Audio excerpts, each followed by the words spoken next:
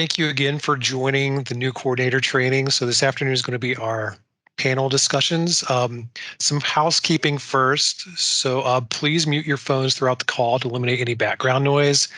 So those calling in can press *6 to unmute if they need to speak during the call. We also ask you can turn your camera off unless you're speaking. Please utilize the chat or raise hand feature for questions. If you don't want to send questions through chat, please email either Leanne Greenlee or Jeff Monovan, and we can ask those during or at the end of each presentation. So a link for a survey is also going to be posted in the chat. So please provide your feedback at the conclusion of today's training to help us improve future trainings. We'll also send the survey to all registered participants after today's training is complete, along with any resources that we have available too. And also this training is being recorded and be available to watch at a later date. So thank you again for joining. We have 3 topics on our panel discussion today. So I want to thank all of our panelists for their willingness to present during today's call and share their expertise with everyone. So our first panel discussion is going to focus on plan update writing and implementation. So we have 2 presenters for that topic, Michelle Balls from the Hamilton County Solid Waste Management District and Jake Brand from the Ashtabula Solid Waste Management District to present the topic. So we have time scheduled for questions and answers following both presentations. So feel free to enter questions in the chat or email either Leanne or me during the presentations, but we'll hold those questions until both presenters have finished. So Michelle, I see you're online, so the floor is yours when you're ready. Great, thanks, Jeff.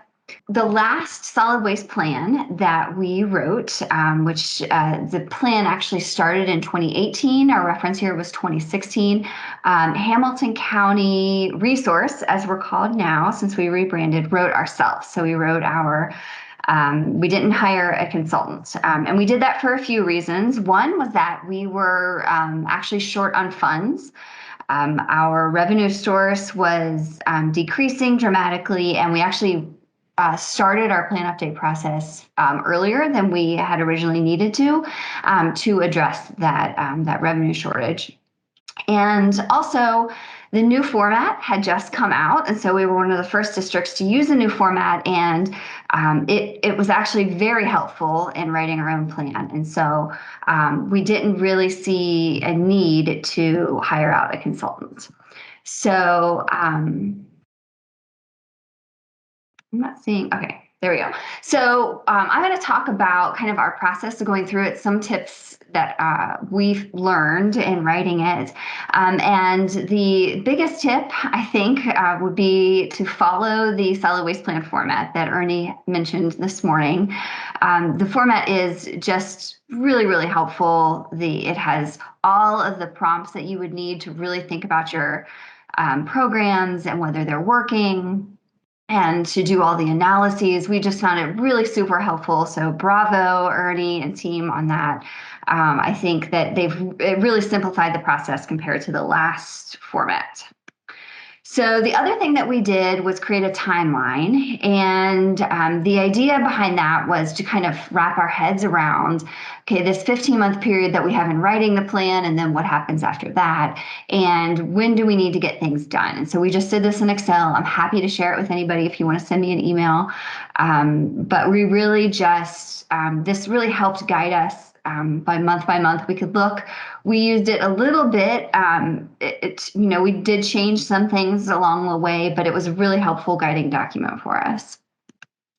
The other thing we did was, and this is not our team, this is stock photo, but the other thing we did was have an offsite meeting.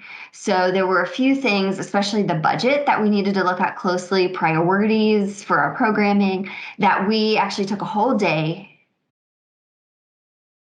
And the whole staff, we met at a library, which had a really great meeting room close to our office. And so the whole staff, we went there the whole day. We had, pizza, lunch, and it really helped us to get outside of our normal meeting spaces, remove ourselves from having to check emails, from people stopping by your office, that kind of thing. So it really helped us kind of change our mindset and think about our programs, being able to take a step back. So the other thing that we did that I would highly recommend is engaging your policy committee. I know this morning Ernie said that the policy committee is supposed to write the plan, have an actual application. Most policy committees don't do this. I know that there's maybe a few out there, but we really wanted, our policy committee meets every other month. And so we really wanted to engage them in the process, get their input. And so, especially for all of the analyses, we came up with these little summaries of potential gaps in the programs. And then we, at the end of every analysis, we had this little questions for the policy committee section. And that helped prompt questions during those meetings. So we would give a presentation on the analysis and then open it up for suggestions and then implement those ideas into the plan. So I'm going to go over a few programs that came out of our solid waste plan process. So we, especially in the district outreach priority section, so we identified fiber and organics, so basically paper, cardboard, and organics as the two biggest waste streams that were easily divertible. And so we focused in two different areas. One was in business programs, and then the other was organics programs. So we really beefed up our business programs. And a few things that came out of that were our Let's Stop Waste program. So we used to call it Recycling at Work. And then we had a few different audiences. We had like a multifamily program and school program. We kind of combined that all into one, and it really helped us rebrand those programs. And it was really just the technical assistance and supplies that we offer to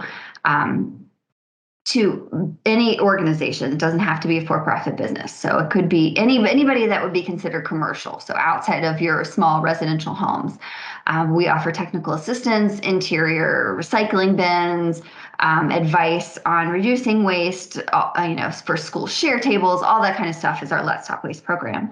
The other program that we recently came up with was the 513 Green Workplace Certification. And this really works in conjunction with Let's Stop Waste, where Mary Kropenbaker, our business outreach coordinator, will go out to businesses and help them identify, what if there are any other green things that they could be doing. It's a nice way for those businesses to kind of promote themselves as being green and get others involved. So that has also come out of it, out of this plan. The big area that we developed a lot of programs in was our food waste. And so in Southwest Ohio, you may be aware that there are no food scrap composting operations within an hour of Cincinnati. So, or maybe it's just an hour. So we have very limited composting capabilities. I'll talk a little bit more about that in a minute. But so really without that food scrap composting, we were really forced to look higher up on the hierarchy and develop programs around food waste reduction, food rescue, and how do we get into that space and help. So a few things that we've developed, a Wasted Food Stops With Us campaign, which is going to be launching, I think, next week. We hired a firm to develop the concepts and videos and everything with that. But it goes to a website, wastedfoodstopswithus.org, and that it's really to focus on residentially reducing their wasted food. So what can a resident do at home to reduce their food waste, and why should they do that? So that campaign came out of that. We also have done just classes on reducing wasted food. So seminars, getting people, both virtually and in person, to learn about simple tips that they can do to reduce their food waste, reduce their grocery bill cost. And then we had a big event in 2019, and we planned on doing this every year since, but unfortunately we did not do it in 2020 or 2021. So maybe 2022 we'll be able to do it. The For the Love of Food event. So we had over 1,000 people come to Washington Park, which is downtown Cincinnati, and learn about reducing wasted food. And we really pushed it as like a food event, and it had a lot of free food for people, but also a lot of education on reducing wasted food. And people loved it. It was a really great way to engage people. We had a little smoothie bike and just all kinds of fun stuff. We made it a really fun event, and it was really successful. So other than that, we also have focused in on institutional kitchens with our Smart Kitchen initiative, trying to get businesses to integrate weighing their food scraps and really monitoring what they're wasting. And there's technology out there that can help them do that. So that initiative is directed really at like universities, hospitals, those kinds of large places. And then we also have a wonderful grant program, Share Mooring with our office runs.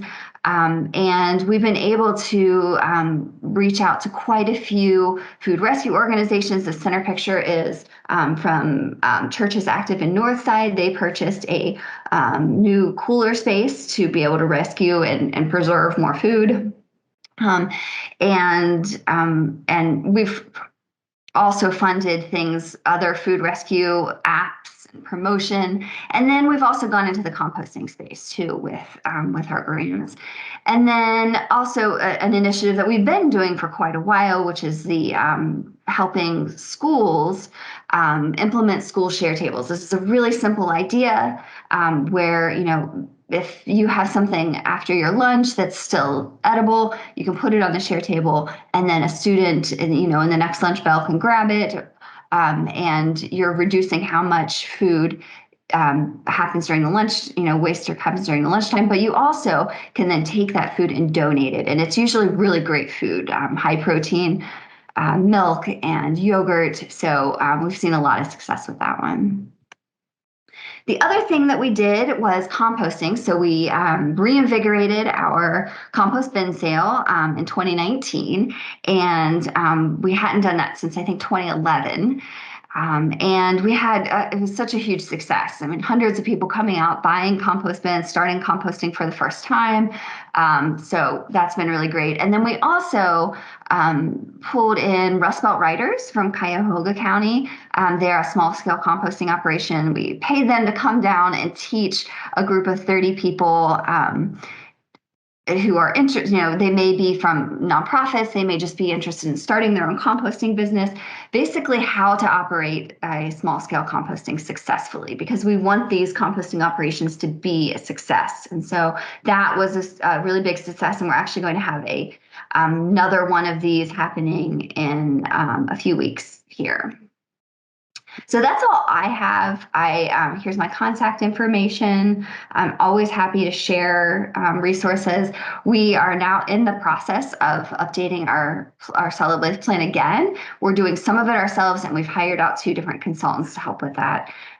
So we've strayed a little bit from our original last time, but I'm always happy to share anything that we've done, and the timeline or anything that would be helpful to any other district jumping into this. Sorry, thanks, Michelle. So we'll probably have some questions for you following Jake's presentation. And just a reminder to everyone, enter those questions in the chat, or you're also welcome to email either Leanne or me. But before we take those questions, we will move to Jake. So Jake Brand is for the Ashtabula Solid Waste Management District. So after Jake's presentation, we'll take some questions. But Jake, you're free to share your screen, and there you go. Looks like it's coming through fine. Okay, hello everyone. I'm Jake Brand, Director of the Ashtabula County Solid Waste District, and we have a little bit of a different view, more of a base level from a program. It's a pretty interesting story. Not well, dug in, didn't have a great foothold, had a lot of potential problems, and some things, as you'll find out, triggered ultimately a better program from the onset. So, quick background on Ashtabula County. We're the largest geographic county. I don't know if you can see my mouse or not, but in the most northeast of the state of Ohio. Population of around 100,000, which is both aging and declining. It's largely rural. Our largest incorporated area is Ashtabula City with about 18,000 people, which is also where our transfer station, where our recycling material goes. Something about the County Solid Waste District. It was established in '93 after separating from Geauga Trumbull. It used to be a 3-county solid waste district. Waste Management owns and operates a landfill. in Geneva Township, which is a little bit west of the epicenter of the county. For funding, we have tonnage fees of 2, 4, and 2, and a rates and charges I'll explain a little bit later that ended up being a $5 per improved parcel. So it's a hybrid funding mechanism that's worked out pretty well. Our cash balance is 1.2 million, revenue annually of about 600,000, and expenses of about 400, which are slowly creeping up, which I'm sure a lot of you see. So background, this is the old plan. In 2009, the county failed to submit a ratified solid waste plan to EPA under ORC 3734. Through that process, as I don't know, I missed this morning because I was on an ODSA call, but I'm sure this was covered. 3734 requires EPA to prepare a solid waste plan when that happens. So that triggered the Ohio EPA having to write Ashtabula County solid waste plan. You know, never a situation where you want to put yourself.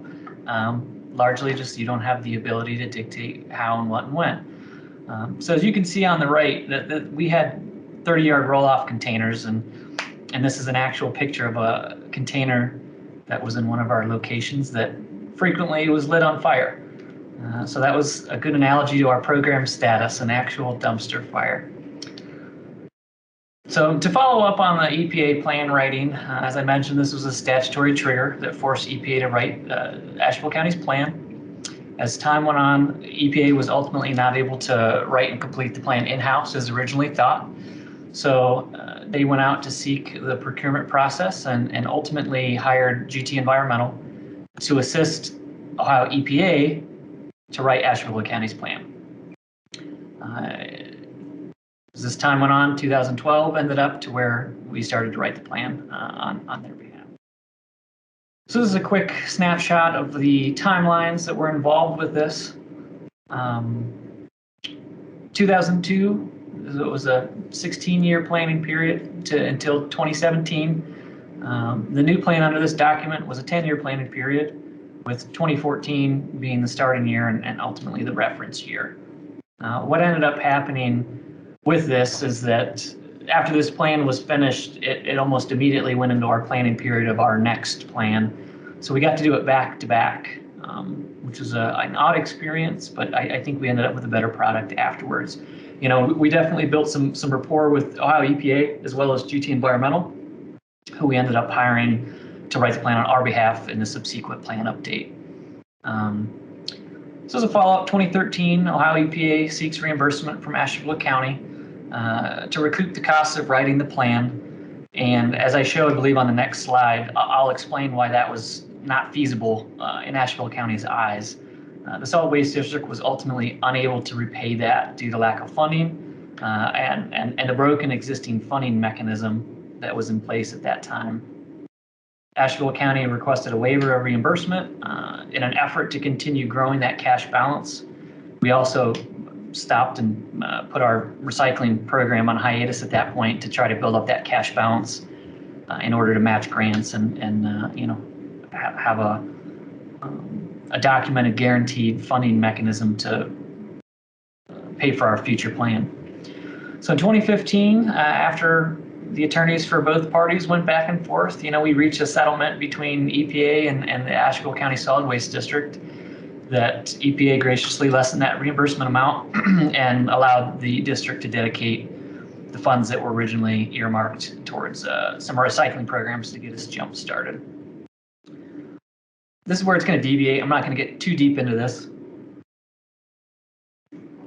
but it just goes to highlight the picture of what the old program looked like and some of the reasons why we got into the problems that we did in my eyes.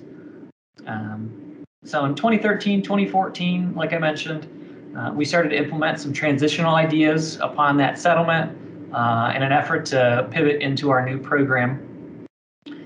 So we paused in August 2013 until sometime in 2014 our recycling program, which, and again, this is another picture of one of our sites. We are just constantly running into capacity issues, you know, contamination, the things that you hear a lot of times at Oswego, that people have head scratchers of why does this continue to happen.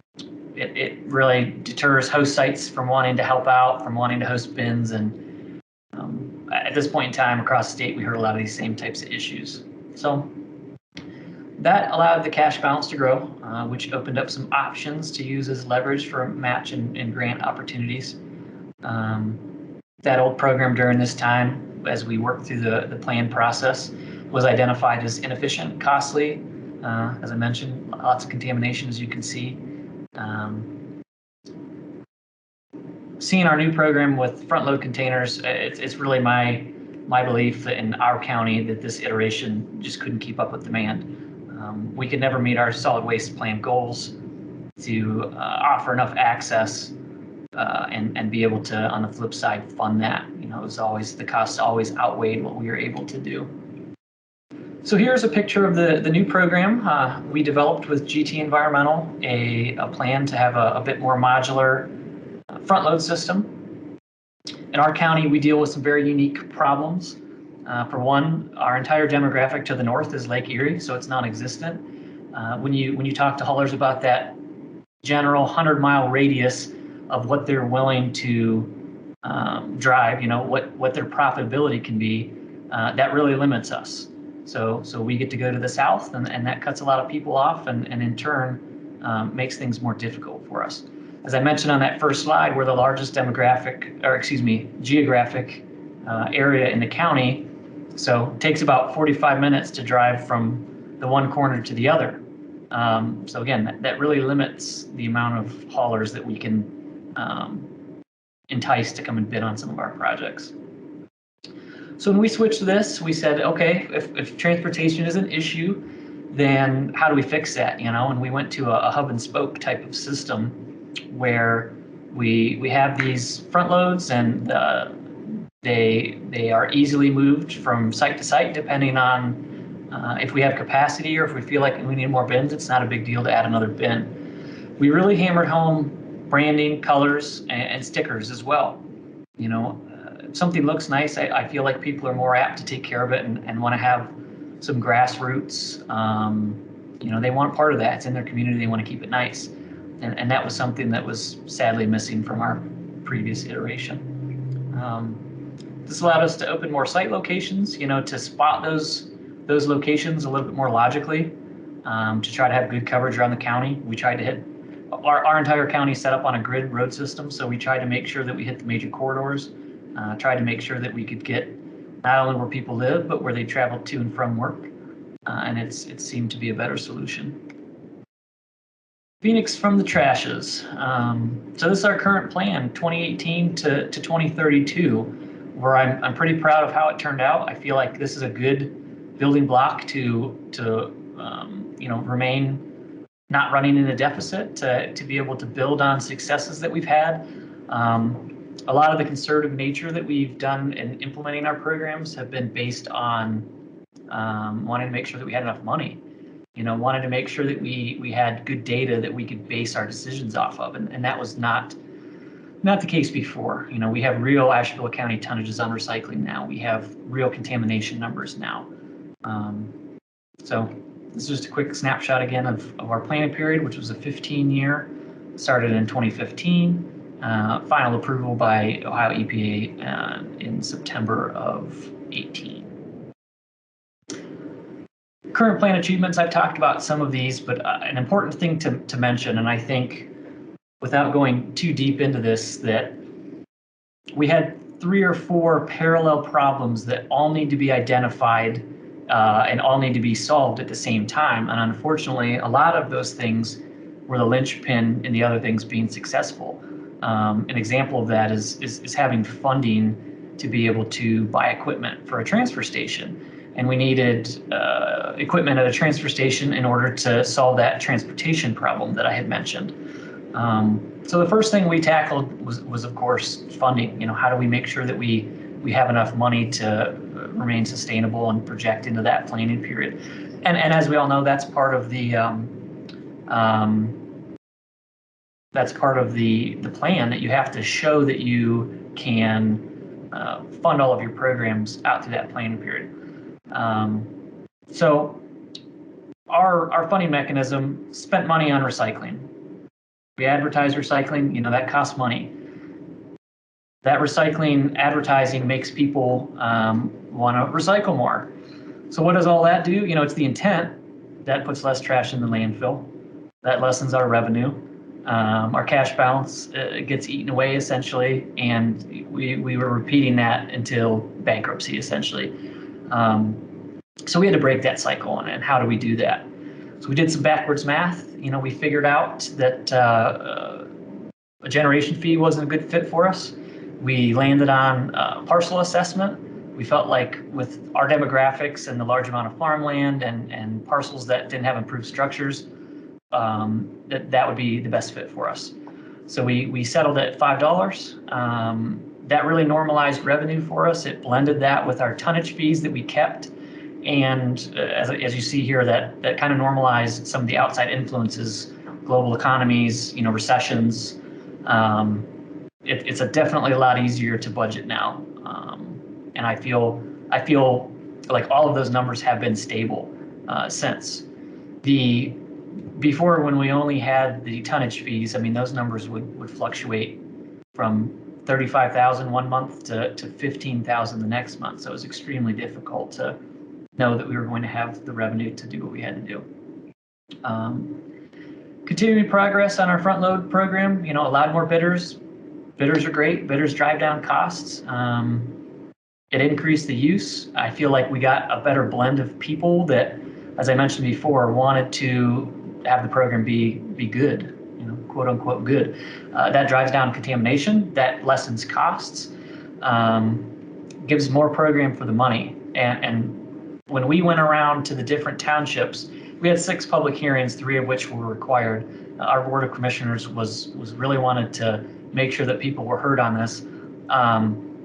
We kept hearing there's no way that we're going to be able to offer these programs for less money. And when all said and done, that was very much the case. We got a better price for a better program. So it's illogical, but that's what you get when you bid things in a good package. And that's one of the things that hiring a consultant for our plan update helped us do, to be an expert in the field. The Asheville City Transfer Station, as I mentioned, it's a hub and spoke type facility.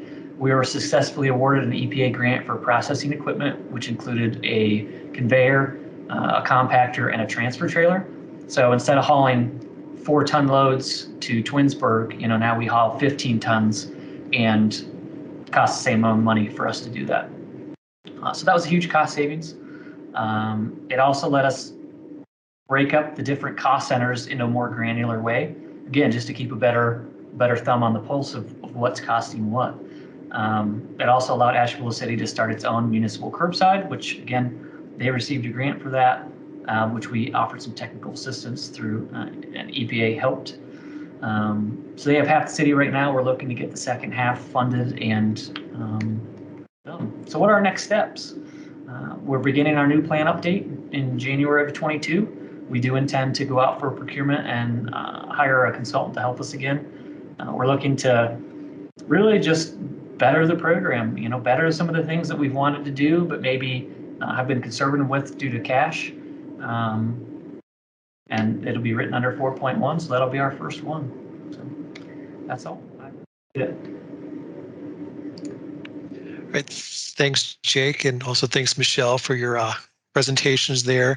We do have some questions for you. In the meantime, if you have any additional questions for Michelle or Jake, please utilize the chat or the raise hand feature for any questions. You're also welcome to either email Leanne Greenlee or me to send those if you don't want to use the chat. So the first one we have come through here. What were some of the factors that led you to hire a consultant to assist in writing the plan? So Michelle, do you want to take that one first? Sure. So for the last plan that we wrote, the one that we're currently under, we did not hire a consultant. And that was a financial decision, but we also felt like we had the staff expertise to be able to write it and write a good plan. And I think we ended up with a better plan than our previous ones because we are so close to our programs and we're able to really evaluate them. For this plan, we chose to hire it out because to get some help on a few things. One was our business programs, and I think it's helpful for an outside consultant because they do have more outside experience than our staff. So, if they're possibly going to national conferences and have worked with other districts, and so having their just knowledge of what other programs are out there for innovation, I think is great. But also, we are just super busy with implementing programs, and so we didn't have the extra staff time to write it all ourselves. So that's why we hired the one that we're currently writing out pieces of it. We did for the solid waste consultant. We also hired a diversity, equity, and inclusion consultant to get their expertise to make sure we're reaching all the audiences in Hamilton County. Okay, great. And Jake, what are some of the factors that led your district to hire consultants? Sure, I would echo a lot of those sentiments. We largely don't have staff time to complete that. I think we ultimately ended up with a better product because of it. As Michelle mentioned, I think at some point in time, and it's my personal belief, not just in the solid waste realm, but in some of the other things that our office does, we're essentially 3 different departments in Ashtabula County under the same umbrella. And at some point, I think a refresher to have an outside firm come in and give you some insight is always going to be beneficial. I think the cost savings for us at least definitely outweighed the amount of money that we saved.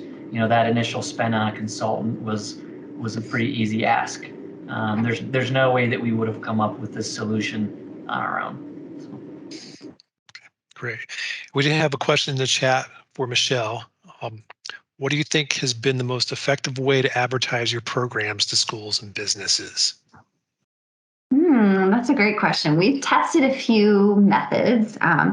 We have done Facebook boosting, which is actually pretty effective because you can customize who your audience is, and it's really super cheap.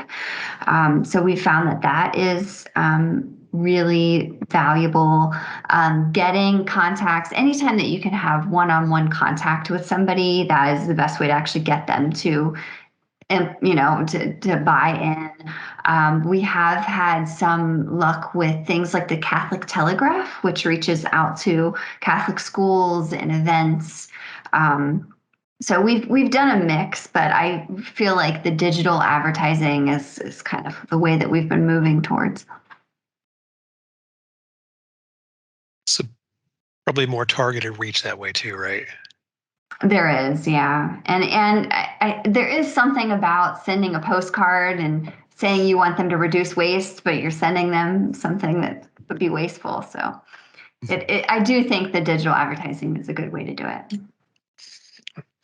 Yeah, Jake, do you have anything to add to that? It was asked Michelle, but I'm sure you do some promotion too, or? That's one of the things that I think in this next plan we're going to heavily weigh in on. We've attempted to reach out to some different agencies to fulfill that section for us. Ohio Extension, there's a few other, retired teachers, there's a few opportunities there. Yeah, I don't have a lot of insight, and I think that's something Ashtabula County is going to really spend a lot of time figuring out the plan that we want to take. Yeah, and I'm sure there's great differences between urban Hamilton County and kind of a more rural Ashtabula County. So we do have another question come through, has to do with the planning period. So Ohio EPA issues a plan prep letter when a district begin working on their next plan update. Do you typically start when that letter is issued to you, or do you start planning prior to that letter being issued? I'll say we started before. So we knew it was coming up in 2021. May of 2021 was when we officially got our letter. But we had to budget for the consultants that we wanted to hire. So we had to know in 2020 what that was going to be. And really, we didn't start in the analyses or anything before that, but we had to have some foresight into what we were doing just in our regular, work plan operations. And Jake, how about your district? Do you typically start when that letter's released or issued, or do you do some planning prior to? Yeah, I would say very minimal planning for us. That's largely just, again, due to staffing. As Michelle mentioned, we do have to be cognizant of our budget so that we can put it on the year that we're intending to go out for procurement. But I think the large part of it is just going to be in that program year. Okay, great. And one additional question for both of you. Do you reach out to Ohio EPA during the planning process? That's a resounding yes for us. I mean, Matt is our planner, and he does a fantastic job answering my questions, and Ernie as well have both been really helpful, especially when we were writing our own plan in the last one, but they've been helpful in this process too. So I highly encourage you reaching out to your planners. They have a lot of knowledge and can usually answer any question that I throw at them. Yeah, for sure. I think that's an important takeaway. You want to build rapport with your rep and EPA in general. I think it's important not to just look at them as the regulators over top of approving your plan, but use them as an asset. They're planners, and this is a planning document.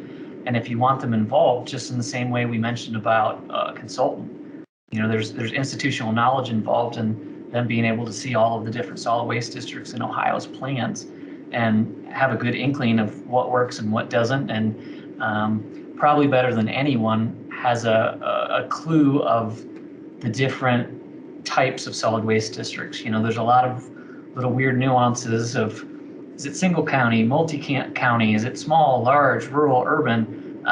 So they could lump those things together pretty well. And if nothing else, use them as a resource to put you in touch with another solid waste district that was like. Yeah, and kind of to go along that, I know in our previous letters we say we encourage you to contact us, but now we're starting to look at actually scheduling calls with districts as they begin the planning process. Just to let them know we're available and glad to help answer questions throughout that process. So we had another question come in. I think it's directed toward us, asking if there's a list of consultants that can be shared that your approved plans for are highly recommended. So as a state agency, we can't recommend one consultant over another. I would urge, talk to other districts, see who they've used, see who they like. But in terms of our position, we can't recommend one consultant over another one. So reach out to some other districts who've used consultants. Yeah. And I think that'd probably be a great Ask a SWATO question that people would be more than willing to help send off their experiences as a reference type of document. Yes, so thank you both. I'm not seeing any additional questions coming through. So we greatly appreciate your insight here this afternoon. Say if we have any additional questions come through, we'll throw them your way, but we appreciate all your help today, and thank you for your presentations. All right, so we are going to move on here. We have another panel coming up here in just a second. I want to make an announcement real quick first. We had not issued certificates yet. We don't have the greatest method of tracking attendance through Microsoft Teams. So if you need a certificate of completion, please email me. We'll get those out probably within the next week. Just shoot me an email, let me know that you need that. We'll try to pull a list of those. We're able to and get those out to you, but say the tracking mechanism in Microsoft Teams often lists, won't provide a name or an email address. So you can just send that to those and we'll get those out to you. Okay, so moving on. So our second panel topic today is going to focus on education and outreach. So we have Hannah Lubers from the Adams Claremont Solid Waste Management District and Marcy Kress from Reworks in Summit County, who represent on that topic. So just as we did during a previous panel, we have time scheduled for our questions and answers following both presentations. So feel free to enter those into the chat, or you can email Leanne or me. So Hannah, we have you up first. We have you online here. Yes. All right, excellent. So, yep, you're good to share your screen. And Okay. Does everybody see that? yep, it's coming through on my end. Okay. All right. Yes, I'm Hannah Lubers. I'm with the Adams-Claremont Solid Waste District. We are a joint district, 2 counties. We're actually the only non-contiguous district in the state of Ohio. So in Claremont County, we have drop-off programs for recycling in both counties. In Claremont County, the material goes to Rumpke, and in Adams County, the material goes to Adams Brown Recycling. So this is a picture of what one of our smaller drop-offs looks like in Claremont County. We have the little dumpsters there, and some, like the larger sites that we have 14 dumpsters at one location. That's our largest site. And we have a contract with Rumpke and a contract with Adams Brown Recycling. Adams County, we have 17 different drop-offs. In Claremont, we have 26. In Adams County, we have a 2-stream system for the most part. Glass is separated out because we use compactors for the rest of the material, mixed material, and that's to save money on hauling costs. It's a very rural area, so some of these sites are way out there. Like many of the other districts, we've had issues with contamination at our drop-offs. A lot of things that are obviously not recyclable have been dropped off, and then we even get some people that are creative and want to write little notes on what they're throwing in the drop-offs. This one here says, "I'm a jerk." So at least they had some self-awareness on what they were doing to us. But because of all the illegal drop-off or illegal dumping that we saw, we had to close 9 of our drop-offs between 2012 and 2018. And so we've done a lot of projects with Miami University Institute for Environment and Sustainability in the past, and they approached us for project ideas. So we thought it would be a good one if they could help us look into this contamination problem that we were having. We didn't want to lose more drop-offs. And so they worked on this project for a couple years. They interviewed different districts throughout Ohio. So some of you may have been contacted for that. And then they developed a report for us, and they identified that there were 2 problematic user types contributing to the contamination. We had the wish cyclers and then the illegal dumpers, which we pretty much knew that was what was going on. But then they identified a series of strategies for us to contribute to reducing that contamination and illegal dumping that we were seeing. And 2 of the low-hanging fruit in those strategies that were identified were improving our outreach and then doing some enforcement, which we tried to do a little enforcement in the past. We don't have a litter officer or anything, but we had not been very successful in doing much enforcement for illegal dumping. So we applied for a grant with Ohio EPA, the Community and Litter Grant that was mentioned earlier in the webinar today in the training. And we applied for equipment for signage to help with our outreach campaign. And we also applied for cameras so that we could utilize that to do some enforcement.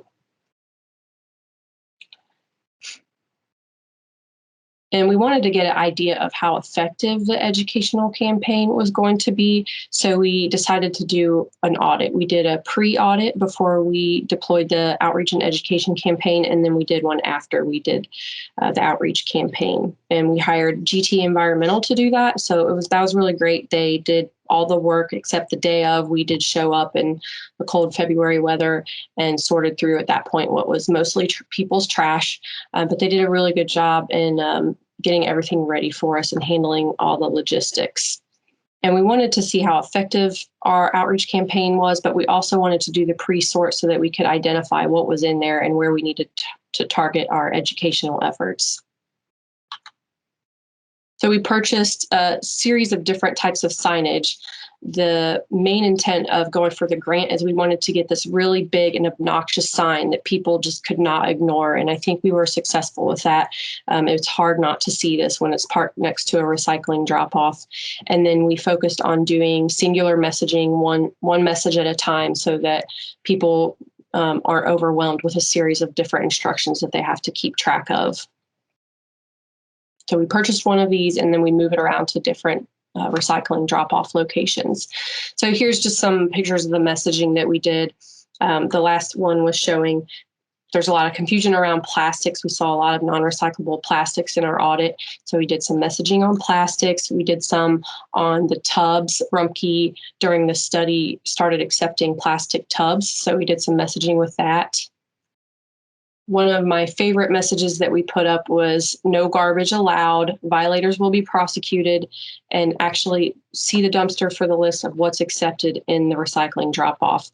And because we had cameras put up at these locations, we saw people actually stopping and reading the signage on the dumpsters, which I thought was a huge success. You know, I'm sure these people have been using the drop-off for a long time, and I'm guilty of it myself too, just walking up and pretty much ignoring all the signage and going forward with your recycling. We also purchased some A-frame signage so that we could get more coverage at all of our drop-offs. We got 37 different inserts, and we developed 6 different signs with messaging on them. These 2 signs focus on plastics. The one on the left we developed before Rumpke started accepting tubs, but since we're a 2-county district, we can actually use that sign in Adams County because they're not accepting tubs in their stream right now. We also did signage on plastic bags. We did signage on batteries. We did no garbage signage, and then also targeted the cardboard issue, keeping it clean, empty, and flat, and breaking down the boxes. And all of this signage, we were able to get artwork by borrowing from other districts, which was a great help, just reaching out to them, and they gladly gave us the artwork. And then we just designed these ourselves. I also got some artwork from the Recycling Partnership. They have a lot of resources on their website as well. So after our outreach campaign, we followed up with another audit. And so here's the results.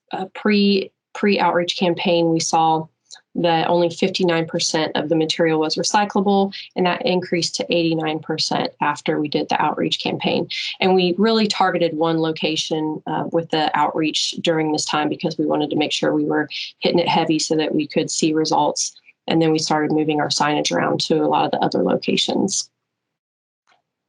Contamination, there was a big decrease there, 40% decrease.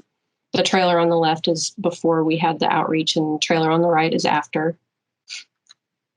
We also saw a really big decrease in the amount of bagged materials and just plastic bags. That was the first message we put up on the big LED traffic sign is do not bag your recyclables. Bags are not allowed here. And then we put our website up there and said for more information, go to our website. And then we had a corresponding article that detailed what you could do with those plastic bags, how you could recycle those instead of putting them in the recycling bin. And so before we did the campaign, you can see on the picture on the left, there were 2 dumpsters at this drop-off, and one of them was completely full with bagged materials, and only some of that was recyclable. And on the right, that picture there that was all the bagged material that we found after we did the outreach campaign. It was really rewarding seeing we had the cameras up so we could see people actually dumping the material out of the plastic bags, so we knew it was working. Some of the other interesting data points that we saw with our audit was that cardboard went up significantly. It went from 18% to 44%, and that's likely due to COVID and all the online shopping. But I thought that was interesting that the data reflected it. We did our sort right before the pandemic. It was February of 2020, and our intention was to do an education campaign over 2 months, come back and do the post sort. But then during the shutdown, we didn't do the audit. So we came back the next year and did the audit. And during that time, Rumpke rolled out their accepting recyclable plastic tubs. And so on the pre-audit, we didn't separate plastic tubs, but we did after the outreach campaign, and we only collected less than 3 pounds of plastic tubs. So even though we did have some messaging out there, I think we need to do more messaging to people to let them know they can recycle plastic tubs now. I also looked at the data in a different way besides just percent weight. I wanted to see what kind of messaging we wanted to do. And you could have before we did the campaign, our pre-sort, we had a whole set of encyclopedias. So of course that's going to comprise a big portion of the weight in contaminants. Whereas the non-recyclable plastics and plastic bags actually took up a big portion of the volume. They were about 7 or 8 of those plastic tubs full of plastic bags and non-recyclable plastics. And so it's a little bit subjective analysis, but the way GT did the sort, they had all these tubs and they were all labeled, and then they took pictures of every single tub and gave us pictures. So I went back through and I said, well, this one's half full, this one's full. And that's how I came up with a percent volume. And again, that was just to help me identify where we needed to target our messaging. So we also did the surveillance to try and get an response with enforcement and address the illegal dumping portion of the problem that we have. And we had 4 follow-ups with illegal dumpers. We had purchased 2 different cameras, motion sensor cameras, and they're solar powered. You can see a picture of the mounting system that we built, and that was so that we could move it around from drop off to drop off. They also have modems, and so they send the data to an email address, and we can just look every day and look at the pictures, see if there's a problem.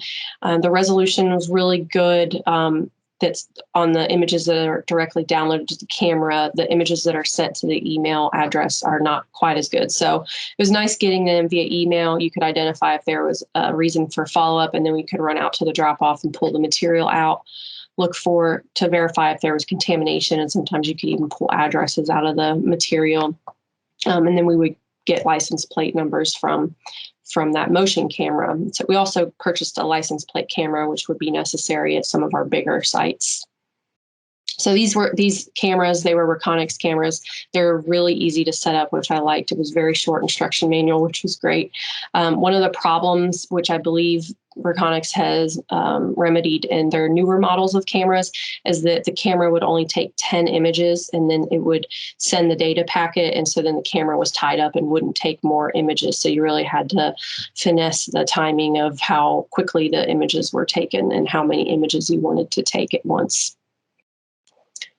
But overall, it was a really effective campaign. The data showed that we saw a huge reduction, very similar results to what some of the curbside contamination studies saw. So especially, it was really great to see people stop using the plastic bags, and dumping the material into the drop-off. One thing I did notice, and this was probably due to the pandemic, but we didn't have a lot of one-on-one interaction with people. We had a couple days where our educator went out to the drop-off and just kind of stood around to try to talk to people, but she said a lot of people just drove off. So we weren't sure if that was effective. But when we were out there messing with the camera or getting material out of the dumpsters, I think when we were busy with something else, people would often engage us, and then we could have conversations with them about recycling. So maybe if you're out there, try and look busy to encourage interaction with other people. But one of the other takeaways would be we need to promote plastic tub recycling more. And then with our big, we call it a MEDU, mobile educational display unit, the big LED traffic sign, we had to move it. We couldn't just change the message if it was at a certain drop off. You had to actually move it and bring it back because people stopped looking at it after about a week or so. So I think rotating the signage is really important. People start ignoring things that are consistently there. So got to change up the environment. And that's all I have. Sweet. Thank you, Hannah. Appreciate that. I know contamination is something that every district deals with, so definitely something important to cover on there. So we'll take questions after Marcy's presentation, but up next we do have Marcy Kress from Reworks in Summit County. So Marcy is going to give an overview of their programs. Marcy, you're able to share the screen whenever you're ready. I am. Good afternoon. Start here.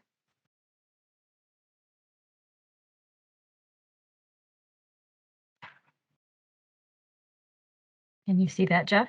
Yep, it's coming up. So when you're ready to start, we should be good to go. You're good. Good afternoon, everyone. Great presentation by Hannah. It's been great to hear everybody's stories, and we appreciate this opportunity. And what I'm going to share with you today is just a little bit of our history on how we do education. We have a bunch of great programs, but I promise I won't talk about those today. We'll talk about our education and outreach. So we see multiple components, as do many solid waste districts, but we do want to talk about the expense. There's some opportunities we have in Summit County for our budget. It allows us to utilize different services, but we have an outreach, which is of course an education, but we also have the promotion of our own program. So just to show all of you how we do these tasks. This is my bragging slide. This is Mila Susniar. She's our sole education and promotion specialist.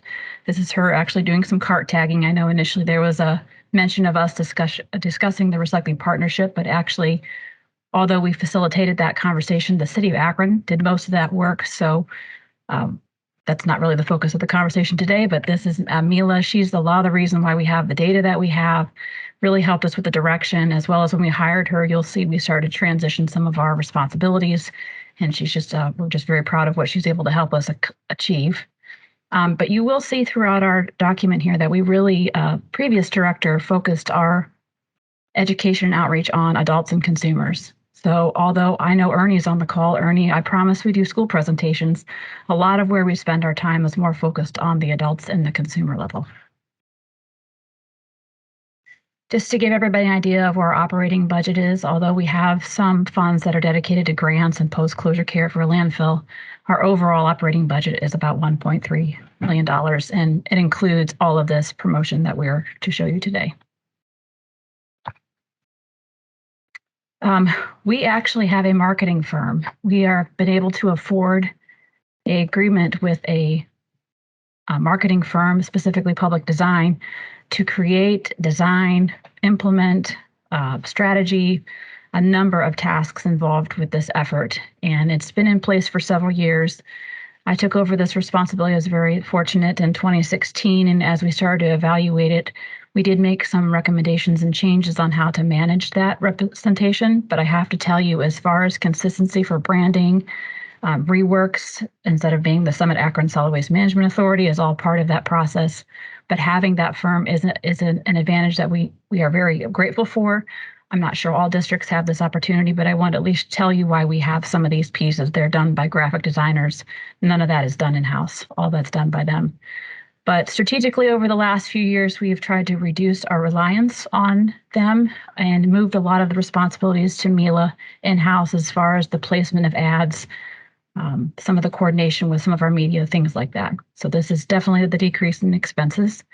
The unique thing is in 2022, we had a new website design. So there was a significant expense there. You'll see how that shows up later.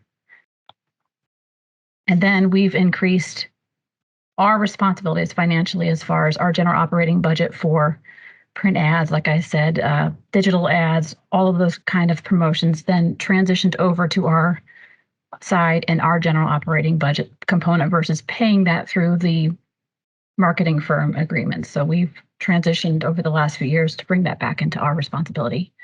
The big benefit here is ReWorks is the face of the communication with papers, and we get a lot of additional promotion, education, outreach because of that relationship. So it really has helped us get additional, beside paid promotion, additional relationships that have benefited us getting them information out. And just want to show you the overall budget.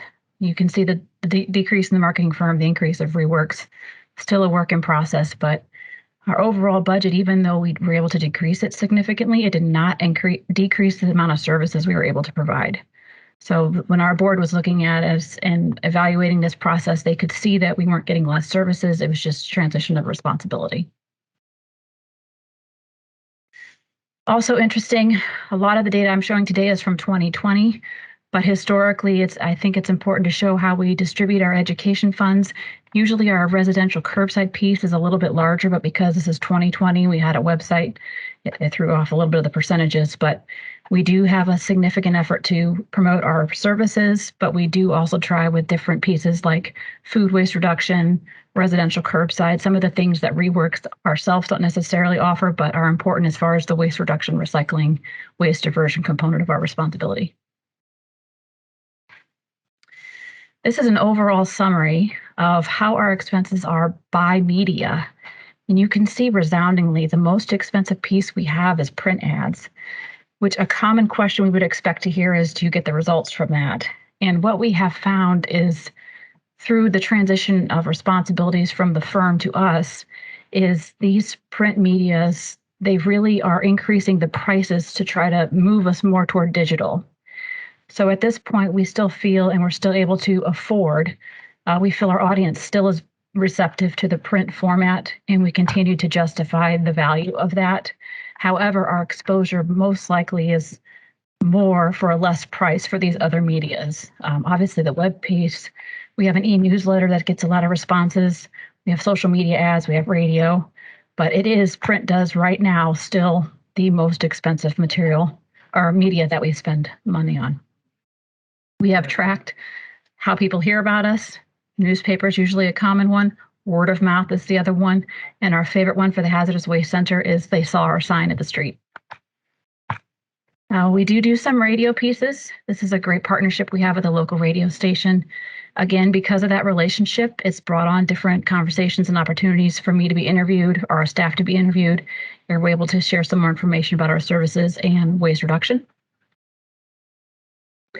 Our e-newsletter, Mila did a lot of work on making sure those who received the letter were engaging, opening the list. She's able to see that information, and we are, after certain non-opens, we're able to take them off the list. Of course, we always have the unsubscribe option, but we have a lot of response from our e-newsletter because the people that are on that list are really good about opening. Also, interestingly, every time we have a newsletter, we have a race to see who gets the most responses. And those people who attend our document shredding events, they beat out HHW. But occasionally there is a coup and HHW goes first. But these are our top topics on what the e-waste audience clicks on when they want to read our articles. Again, a little history of our print ads and how we've spent our funds and what that equates to as far as the number of print ads that we receive. This has also been a great response. All of us host events or programs and services, and just placing this in a print ad that allowed and encouraged residents to cut it out and use it as a flyer was received really well. And we see this come to a lot of our events and people use it as a reference. So again, part of the argument why we think the print component is still worth the expense that we're paying for it at this time. And we talked the fun of social media. So this is a very time-consuming piece. I'm sure you all understand that already, but social media is a very time-consuming piece. And considering Mila has a number of other responsibilities for our agency, we do a great job with this, but just being forthcoming, this could probably be a job unto itself, quite honestly. So interesting thing is how we reach people on social media, specifically Facebook. That's unpaid versus paid. So again, all part of our evaluation. You see, as new coordinators, or I would encourage you to try to gather data on some of your education and outreach. These help us make decisions on what we want to focus on moving forward. But we do track who sees it, if those numbers went up, if they went down. It's a constant evaluation of this material. We also have ads. The organic attention we get from our Facebook posts is nowhere near what you pay when you pay for an ad. So when you pay for ads, we're able to see a lot more response. Of course, that's the avenue this format wants you to continue to utilize, and we do see a lot more exposure when we pay for ads. So we've definitely added that to the piece, but there are some challenges to this format. We are able to target, which is also very helpful versus just blanket spreading it out to everybody. But again, a lot of work for the Facebook ads at this point. Here are another couple of examples of our Facebook ads. We were really grateful. We work with a lot of districts. Again, I would encourage all new coordinators to try to work with your districts. We work with Hamilton County on issues. This is an example of us working with SWACO on a food waste reduction campaign. So there's just a lot of resources in other districts, and we're always happy to share. I've yet to run into a situation when they're not. So I would encourage you to use that, and this was a great promotion piece for us. I love the look of compost. This is the Grow Green. When we talk about how we focus our outreach on different audiences, community gardens are a great resource, not only for our communities, but there also can be small-scale composting for food scraps. So the piece of this, we want to encourage the market of buying compost made from food scraps, which this is from a Class 2 facility. But we also want to have the conversation with residents or anybody who's involved with local gardening, how they could incorporate food scrap composting into their individual gardens. It's a great program. She's smiled ear to ear every time she put her shovel into this compost. When I mentioned the new website, again, we were able to actually, quite honestly, simplify it. This was tucked under the marketing firm previously, but when we brought it back to in-house, we now all as staff can edit it. And in the past, we could not edit our website. We have pieces of data that I'll show you later where they don't see our website as much as they see a Google My Business. So we're not as getting much traffic on our website. And some of that, we made the decision to make sure it was something we can manage in-house, recognizing that the value of the website sometimes is not as much as some of the other formats, which I'll talk to a little bit. But here's just our food waste collection services we have available for residents. One of the great things we tracked is the traffic to our website. We had the new website in 2020, so we are expecting this to go back up, but it did have the trend of losing a lot of visibility when we switched over. You know, that's as the internet, if you will, starts to recognize the website and direct people our way. So watching this trend, in fact, there was some caution in the middle of it that we were not seeing it bounce back up, and it ended up being a function issue of our website. But we do watch this traffic and hope to have 2021 data to share shortly. We also tried a new format last year. We did streaming. So I can't show you the video, but the great piece about this was Netflix and Hulu and Sling and Roku, they all got to see an ad on curbside recycling. So it was a new avenue that we tried, but we were pretty pleased with it. The expense, we were able to track the impressions. You know, it's just a new way to get potentially a new audience some information about curbside recycling. So we are exploring this again this year, but it was fun in a year that was difficult to be in person to have this new avenue to share our information. My business, I could probably spend 6 hours on this piece alone, but the value of, we would encourage you to look at your Google My Business piece. Some of you probably already do. Even our work in this stopped us getting from calls about waste management, as silly as that sounds. Our management of these two sites from Mila has helped really direct people to our information. So we have a seasonal facility, which is at a different location than our admin offices. And we had 2 different Google My Businesses for those. And right now the hazardous waste center is closed, but just understanding the system and knowing that we manage this page, if you can't, we don't close it. So we found a loophole to say that we're a seasonal operation versus Google My Business not recognizing that HHW is a location anymore. So we've done a lot of work on this. I would encourage you, if you're exploring this opportunity, I told Mila I would volunteer her, make her available to help you understand hours, communication with residents, and how they're interacting with our information. I think this table was very telling to us and our board of trustees. We get 48,000 people to our website, but look at the exposure we get from the Google My Business. So it is significantly higher. We even talk about the calls we get in the office. We can tell when they're on our Google My Business site and they have not clicked onto our website. So our whole team here is prepared to say, okay, well, you have to go to the website from the Google My Business location to get the information on the hazardous waste center. But either way, you can see here the visibility of that Google My Business is pretty significant. And we have changed some of our promotion to make sure we're reaching this audience. The last piece I'd like to talk about, because it's our favorite, is the Create Works. This is an art project that started back in 2015, where our agency utilizes local artists to express the reduce, reuse, recycle method through art. This great piece here is Gene Wilder. If I have that correct, hopefully, Mila, you'll tell me if I don't. Thank you. But this was, I'll go through the different art pieces, but this was one of the examples of, we worked with Goodwill, and they have a retail store that if it does not get sold at that store, it is destined for the landfill. And we had artists grab pieces from that piece there, but this was a very visual example of diversion. 2015 started out with latex paint. Many districts don't take latex paint, so we had a project to encourage, instead of disposal or make awareness of, the latex paint. In 2016 was the upcycle, which is what that Gene Wilder picture was, again with Goodwill. The piece you see in front of you here is made out of floor tiles. So it was repurposed material that was destined for the landfill. Again, this art really gives a chance for us to have conversations about diversion and recycling and waste reduction. So these are two examples of previous projects.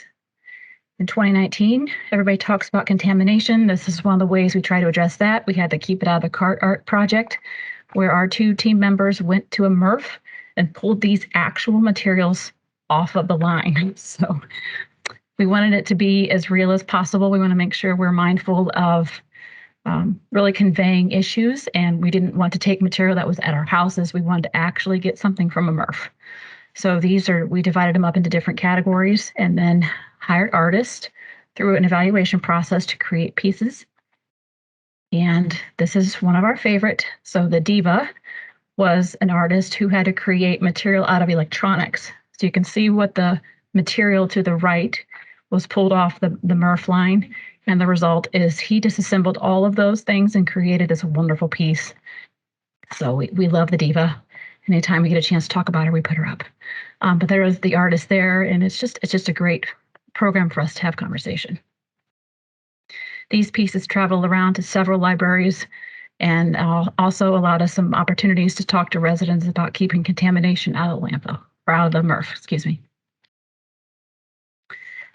The last piece we're talking for the 2021 is called Reverse Waste. Everybody gets the pun, right? We're looking for poets to help us convey the very complex concept of waste reduction. We just met with the poets last week, and we're very much looking forward to seeing what they come up for this piece. But this is the 2021 effort. And again, waste reduction is a challenging component, but it's very much part of our materials management efforts. And we're hoping these artists come up with some really great pieces that we can share to help convey this message. But it's we're looking forward to this. We had great response, and talking to people who are not in our used to solid waste and talking to them about waste reduction. We had a lot of great questions, and fingers crossed we get some good stuff from this. And that's all that I had. Thank you, Marcy. We greatly appreciate that. Some interesting ideas. I really never thought of streaming. It's a really unique way to reach people. So we also, Hannah, thank you. We do have a couple questions for both of you. So we'll throw those out to both of you here now. And just a reminder, anyone else, please utilize the chat or use raise hand function if you'd like to ask a question. The first one we have here, what are some of the biggest challenges to reaching your residents? And Hannah, let's have you go first.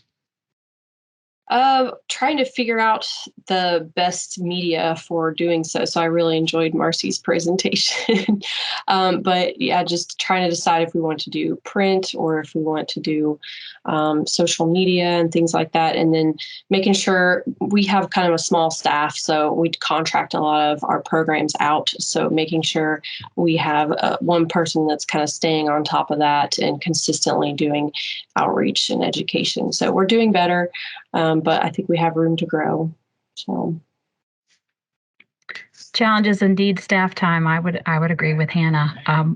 I'm so proud of what we're able to accomplish with one person, but there are some things you just can't have constant monitoring of some social media. But I like the diversity of our message. I think probably in curbside, our one of our challenges is making sure the message is consistent from community to community.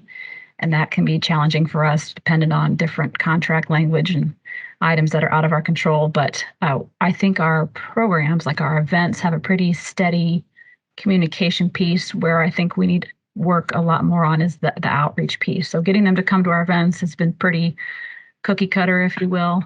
But we are always striving to get other audiences. Yeah, I'm sure it's always a challenge to find the best way to get them to.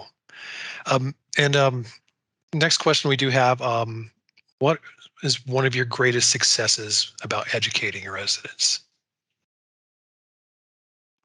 I was really pleased to see how effective the signage was at the drop-offs, and I wasn't sure if people would really listen to it, and just seeing them physically dump the material out of the plastic bags was really rewarding. And then I think another success, I would say, in our drop-off program, we had to eliminate 9 different locations, and the ones that stayed, the ones that have been successful, it's not that we don't have illegal dumping problems there. Some of them aren't as bad as the ones we got rid of, but we have really good partnerships with the host communities. So just I would recommend, if you're going to open a new drop-off, just make sure you have really good relationships with the host communities, because there's always going to be problems at those sites, and they can be your best tool in helping you figure out how to deal with those problems. And if I may just share a story from the moments of success, is the Create Works allows us to have a very long conversation about similar issues.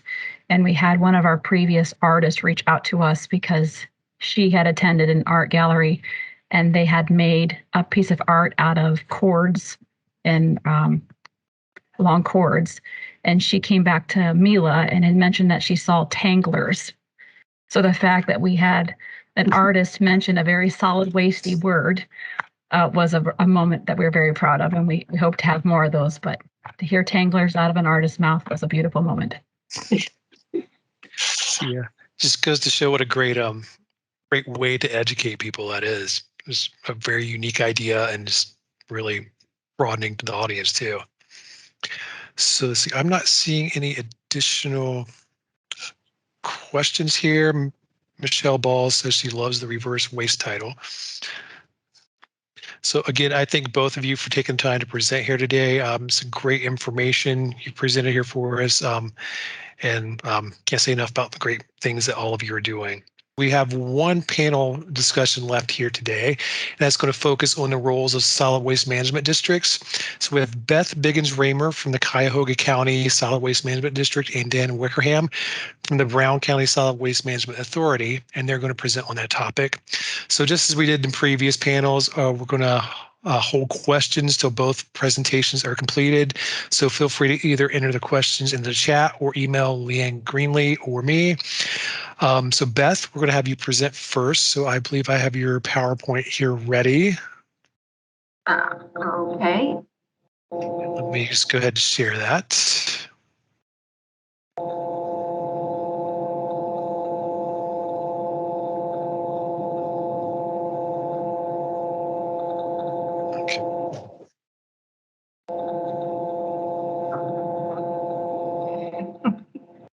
Okay.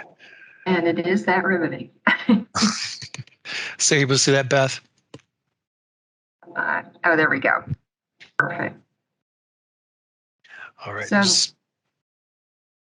You go ahead and start. Just let me know when you need me to advance the slide. Go ahead. Thank you. We saved the most exciting topic for last as the day wanes on. This is just our introductory slide here for the district.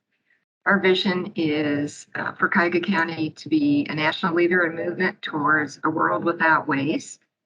And that pretty much sums up our activities and our relationships with not only staff, but our board, as well as our policy committee.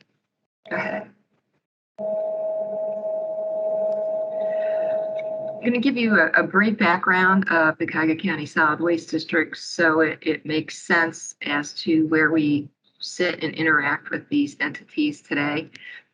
As everyone else did in the late 80s, we became a single county district. At that time, the county commissioners took that action and pursuant to 343 and created the Cuyahoga County Solid Waste District to adopt the first plan. Go ahead.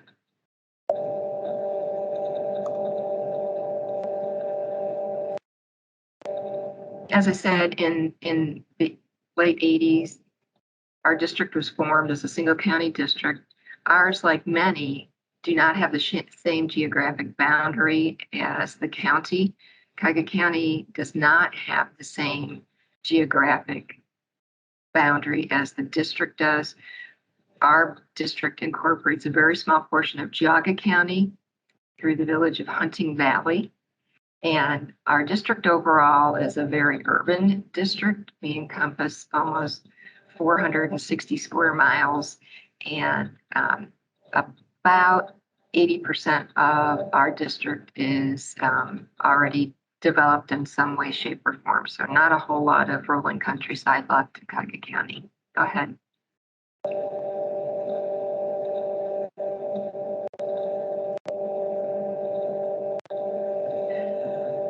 In 1989, the district chose to go a different path for its policy committee formation and petitioned the director of the OEPA for a different structure for their policy committee. The Planning Commission in Cuyahoga County is comprised of 8 planning districts, each with an elected official representing each of those 8 regions. And because we are so urbanized, the district felt that it would benefit them to keep that local involvement on the policy committee. So they petitioned the director to not only utilize the Planning Commission as its policy committee, but the 3 county commissioners at that time, and then eventually the large generator and the public representative that would be added later on. So we have a policy committee that is 13 members strong. Go ahead. This is a map of the 8 planning regions within Cuyahoga County. Each of those regions has a very distinct personality. Cleveland is the central yellow section there. That is our most highly urbanized area. And again, we have 8 elected officials representing each of those planning regions. Plus we have at the onset in 1993, the 3 county commissioners, as well as our industrial and our citizen representative. Go ahead. 2011, the county of Cuyahoga migrated from a 3 county commissioner structure to that of a new county charter government. And so with that, the county commissioners were replaced with a county council and a county executive form of government. There are only 2 county charter governments in the state of Ohio. We are one. We are second to that of Summit County. And so we had to hit the reset button for our policy committee because we no longer had the county commissioners acting in their capacity as the board for the solid waste district. We now had to form a new board, which consisted of the county executive and his designee, a member representing the county council, and a member appointed by the county executive. And that individual has historically, since the onset of 2011, been the public works director for the county. So now the district's policy committee consisted of those 8 planning region representatives, as well as the 3 members of this new board, and again, our public and industrial representative. Go ahead.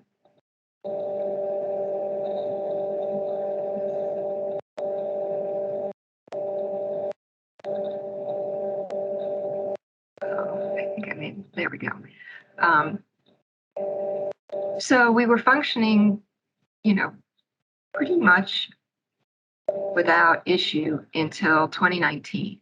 And the policy committee and the commissioners first, as well as the board, never really pushed the idea that the Cuyahoga County Solid Waste District was or wasn't a county agency. Everyone was aware of the fact we didn't have contiguous boundaries, and they gave us a lot of autonomy. However, the district chose to actually purchase a building in 2019 for their headquarters as well as their convenience center. And this brought the entire discussion as to, is the district an independent political subdivision or not to the surface? So the district at that time obtained several legal opinions stating that, most importantly, that because the boundaries were not the same as that of the county, that the district truly was an independent political subdivision.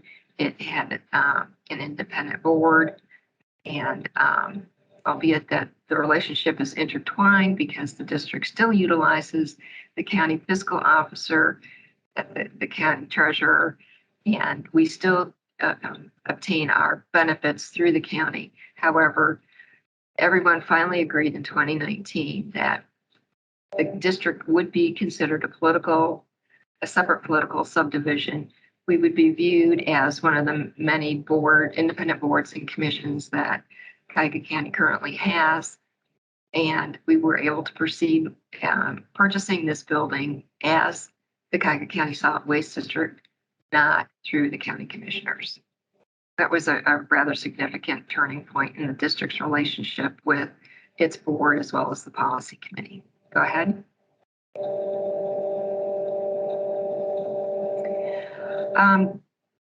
I guess that our relationship with the district and with the EPA has been unbelievably good over the years. We've been very blessed to have a long chain of very good advisors at the EPA.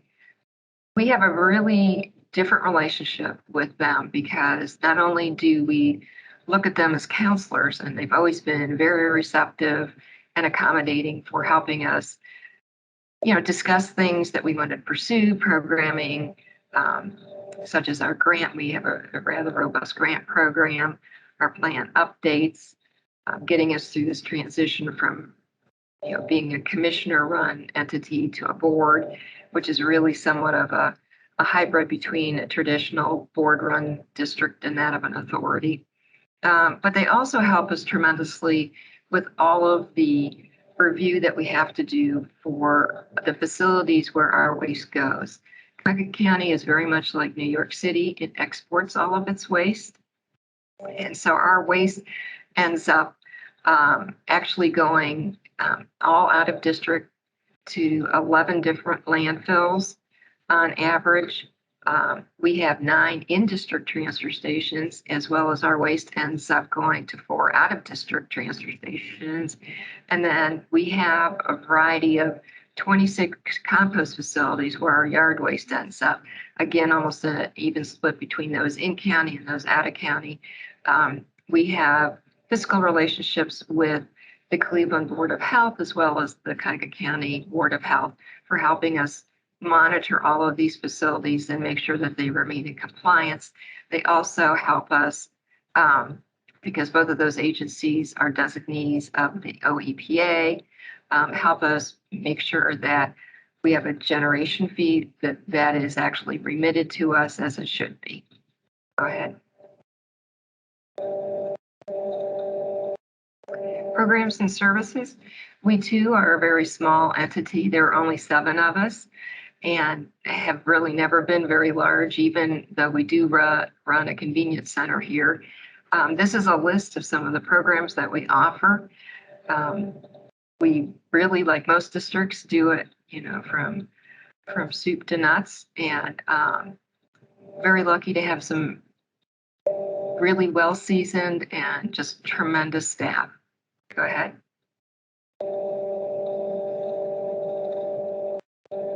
The next 2 slides I was begged not to put up, but I did anyhow because it has pictures.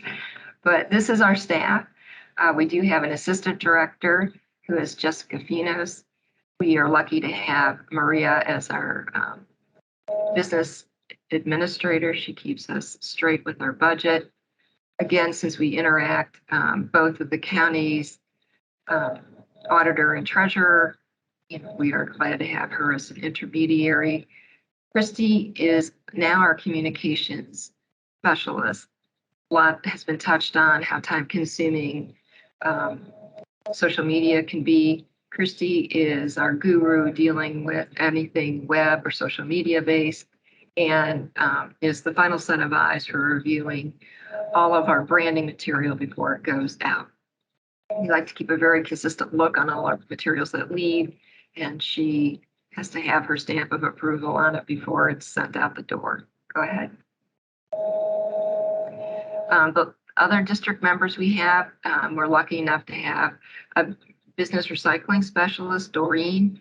She came from the private sector, on the waste side. So she helps businesses right size their contracting between waste disposal and recycling. She does audits and really just does a wonderful job in trying to help businesses and industries try to right size what comes in and what goes out through,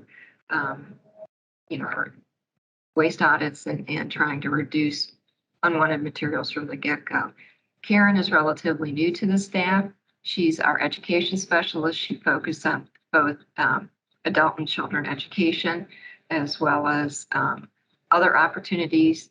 Did a wonderful job migrating to webinars during the pandemic, which we've actually found that those were well received. So we've begun to do a meld of both in-person. We did some in-person presentations over the summer, and then continuing our webinars. Matt is our newest staff person. He is the individual who actually oversees the warehouse activities, which includes all of our special waste programming, not only our household hazardous waste program. Our household hazardous waste program is a hub and spoke setup. We have our 59 political subdivisions actually collect household hazardous waste at their locations and then schedule to bring those materials into our central location where we manage those because of a contract that helps drive pricing down. We also have other programs such as our scrap tire collection event, TV collections. We are currently right in the middle of our campaign collection program, as well as we'll be rolling into our holiday light collection program. And you flip the page, that is my contact information. If I can address any questions, please let me know.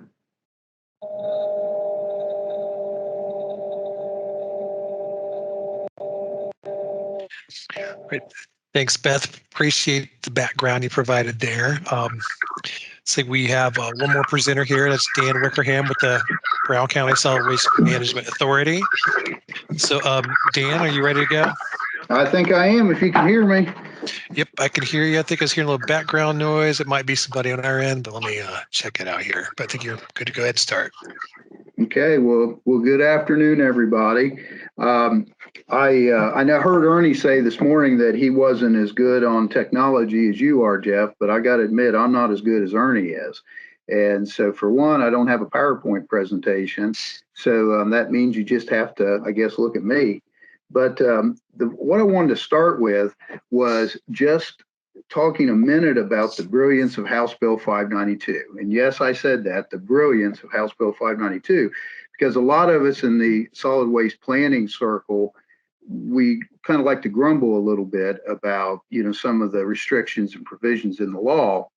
But the truth is that it's legislation that's had a lot of staying power, and it's really created the environment that let our solid waste districts thrive. And I think about, the reasons, and one of them is that there are some fairly clear goals communicated in that. And those goals also have the ability to evolve through the solid waste plan the state does every so often and updates. The other reason is that there is some stable and adequate funding in House Bill 592 that for the most part, and again, there's some local dynamics all the time, but for the most part gives us the resources necessary to do our jobs. It also brings in the view of lots of different people. So there's a local planning process, and by design, all the commissioners are involved in the process. So that's very important too, to the way a solid waste district works. Within House Bill 592, there's some guardrails, and the 10 allowable uses are very important to us. The caps on disposal fee, even though there are times we'd think we'd like to increase those fees, that keeps the waste industry feeling like this is reasonable in proportion to the need. And the fact that there is EPA oversight also keeps us all honest. So I do want to say in this process, and I think you probably picked this up, if you're a new director, you're kind of hearing this theme, but EPA is your friend in this process. And I know that as you're working with your board or your policy committee, you will have people on your committee who do not understand that, and that's because they are used to working with other ways with EPA. They might do water treatment or wastewater treatment or have an air permit or something, and so they see EPA as a regulatory entity, and it certainly is. But the part of EPA that we're dealing with, the planning part, is really a completely different animal. And I will say, just from personal experience, working with the planners, these guys are in planning because that's where they want to be. They really enjoy that method. So share your problems with your planners and tell them what your challenges are, and look to them for help, because that's what they're there for. So a little advice as a new director, and that is learn the 10 allowable uses and be able to speak about them with authority. Because one of the things that I've seen over and over again is I've had folks will come up to you with ideas that help you spend your money. And so many times you can solve the problem by just saying, well, you know, that sounds like a wonderful idea, but it's not in the 10 allowable uses. So you will find that the most important use is use number 2, which is the pretty much anything that you get approved in your plan is acceptable. So that's where you have the flexibility, though, to do projects that are for the greater good. If you can get them through your policy committee, get them through your ratification, EPA signs off on that, there's quite a bit of latitude in what you can do there. So to the topic that Beth and I were given, I wanted to talk a little bit about the board and our relationship as a solid waste district to our board. We are an authority, so we have one board that basically does the job of both a policy committee and a board of directors. But essentially, we'll try to make the comments kind of more general, because there's really not too many authorities in the state. I've recently changed my job just a little bit, take on some more responsibilities that has included working with some additional boards. So I've been thinking a lot about how you work with the board and how you develop that relationship. And really what it comes down to is your goal is to develop a relationship of trust with your board. So a few key things there. One is you want to make sure you have your discussions in the meeting. So, you know, there's always a range of opinions, and it really works best if those opinions are shared in the board meeting rather than waiting until after the board meeting or have those parking lot conversations. And one of the ways I kind of monitor that is I pay attention to either the people that have obviously been talking before the meeting because they have the same talking points, or watching what happens right after the meeting and how many people huddle up and want to discuss things from the meeting. Now, what I do look for also is people that like to just hang out and enjoy each other's company. That's all good. But if they're having a parking lot meeting after your meeting, you probably didn't cover everything you needed to in the meeting. Share your challenges with your board, just like with EPA. And one little story I'll tell you, the time that this really, when I learned this lesson, I was a new director and I was trying to solve all the problems as cheaply as I possibly could. And I felt like all the problems were my problems. And so we had an old curbside truck, and I was actually out running a curbside route, and I had a piece of something under the truck fall off, a piece of metal, and it just so happened to fall off right in front of one of my board members' houses. And as it turns out, it was my most outspoken board member's house. So I, picked it up off the street and I threw it in the back of the truck and I went about my way. So got to the next solid waste meeting, and we went through the meeting and everything was good. And we got to the very end, and this board member stood up and said, "Hey, I've got something I want to say." And she said, the curbside truck was going down the street the other day, and right in front of my house, the whole bumper fell off in the middle of the street, which was a little bit of an exaggeration. And so I just start kind of slinking down in my seat because I saw this as my failure, to let this happen. And she turned to me and she pointed at me and she says, "We need to buy this young man a new truck." And they voted to buy me a new truck that day. And it kind of clicked at that point that wasn't just my problem. This was our shared problem. I've also learned that I've had one member in particular that always used to like to ask the very hard questions. And so I would make a proposal. He would go right to that point that maybe I didn't really want to talk about, and he would start grilling me on all those points. And then once we would answer those questions, he was always the first person to make the motion to support that. But he wanted to, see in all the corners.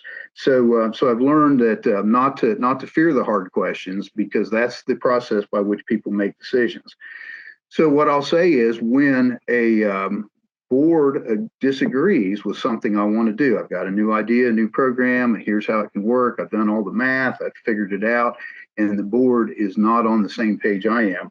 I usually find that that's for one of three reasons. The first reason is often that I failed to tell them something that I know that I didn't share. So I have to think back, and I have to make sure that all those things I'm using, all those data points and perspectives I'm using, I'm also communicating to the board.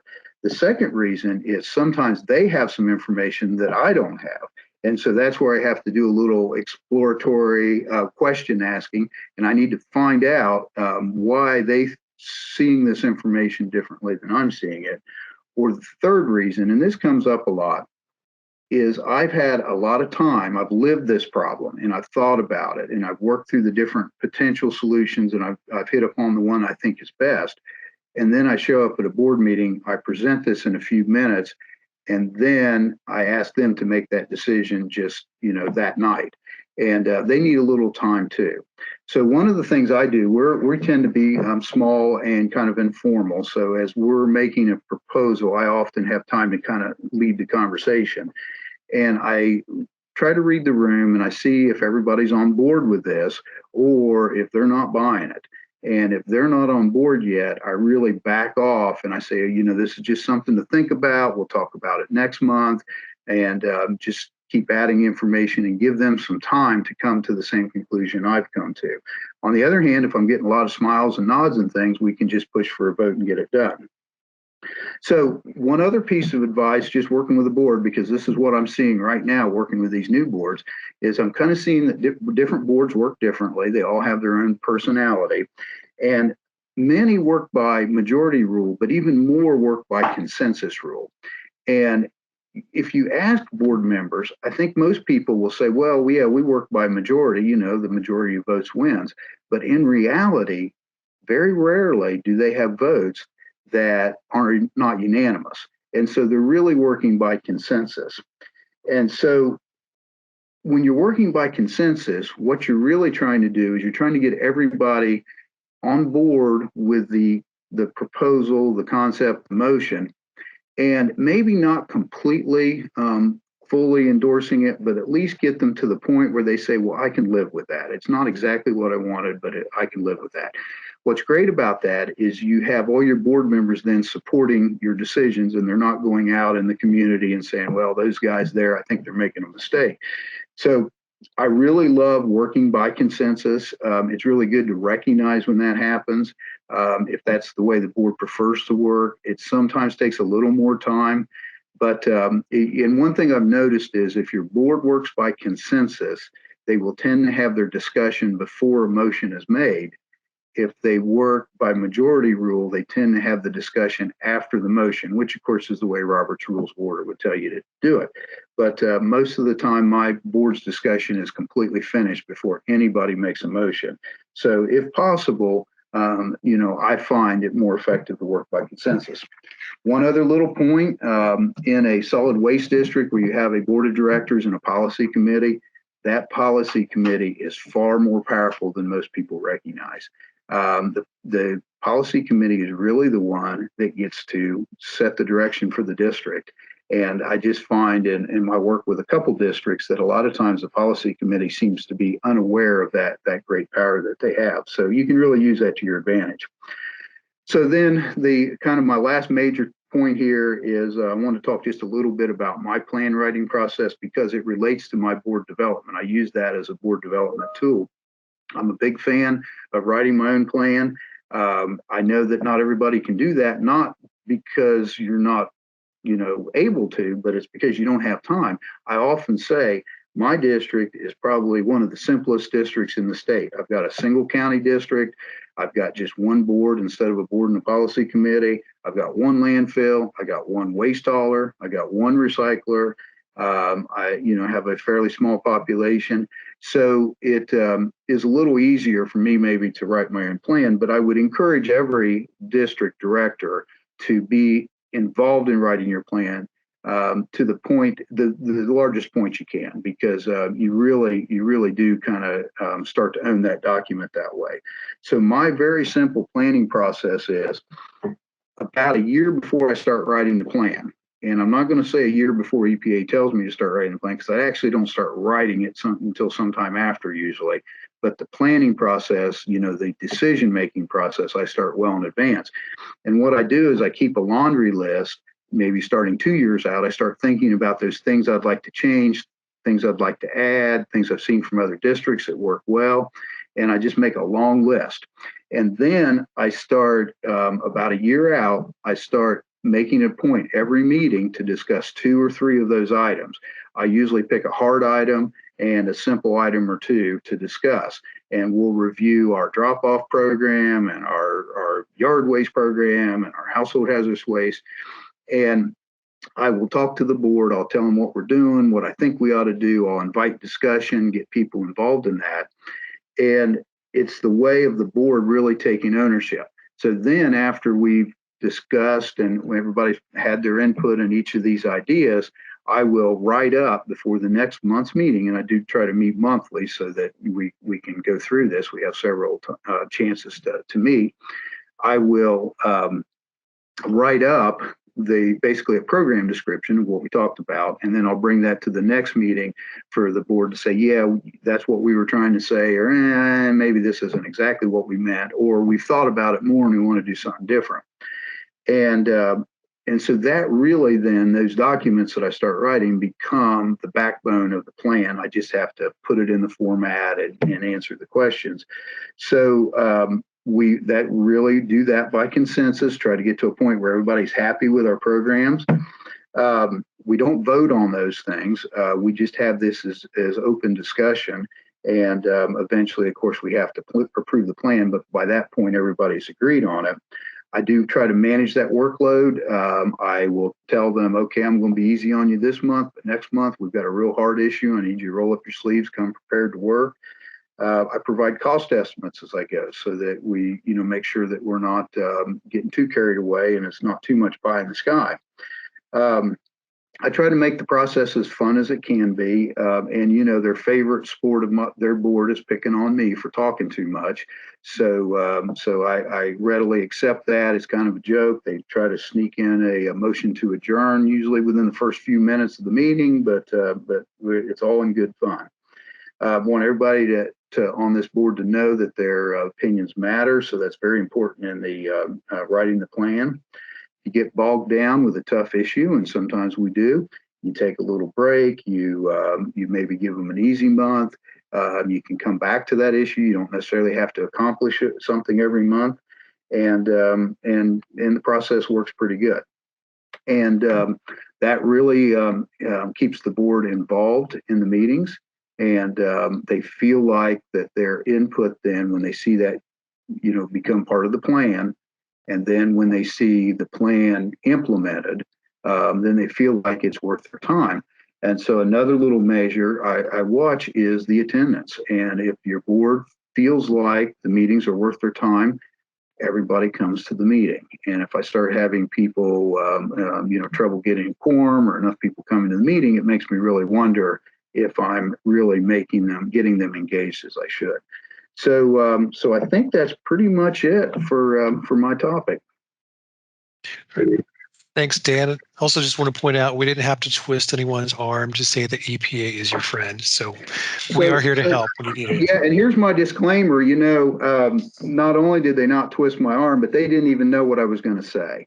So this is, I didn't submit any information. This is all from the heart. But EPA is a good ally in writing your plan. And we really do have a fortunate situation in working in this particular industry. Yeah, so we do have a couple of questions for Beth and Dan. And first one, specifically for you, Beth, just was asking if Cuyahoga County is considered authority. No, we're actually still considered just a regular old district. So the 3-county board basically just supplanted the commissioners. And the reason, that's one reason. The other is the waiver for our policy committee still stood in place. So albeit our policy committee is unique, that waiver, which we obtained, right from the get-go, it does not match that of what would be required for an authority. So we're still a good old plain district. All right. Yeah. Another question we had come through the chat is like, for either of you, I guess, Dan, maybe we'll start with you with this one. How do you communicate and work with each of the commissioners? So, I've always felt like it had a lot of different commissioners over the years. And I'll say one thing that's real important is when you get a new board member, spending some time onboarding them. So, spending some time, say, hey, I'd like to meet with you in the afternoon sometime, or we'll get lunch, but I want to go over what's in the solid waste plan, what your responsibilities are, kind of your duties on the board. And so I've always had a good, very good relationship with the county commissioners. We also run the recycling center for the county. And so we get a lot of requests. And like one of the things is I'll get calls, I'll get they got desks they want to get rid of.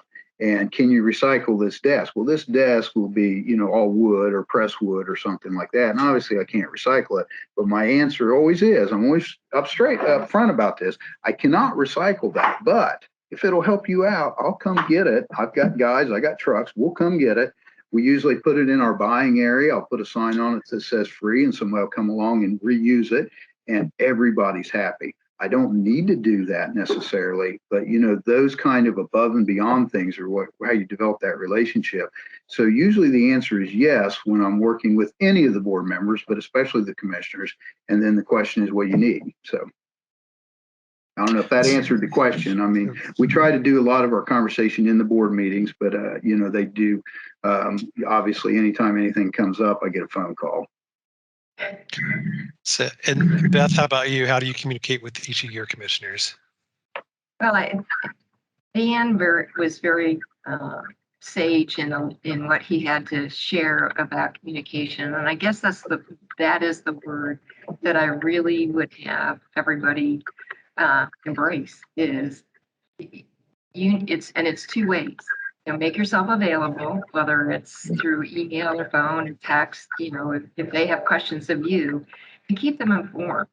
Regardless if you're small or if you're large, everyone hates to be blindsided.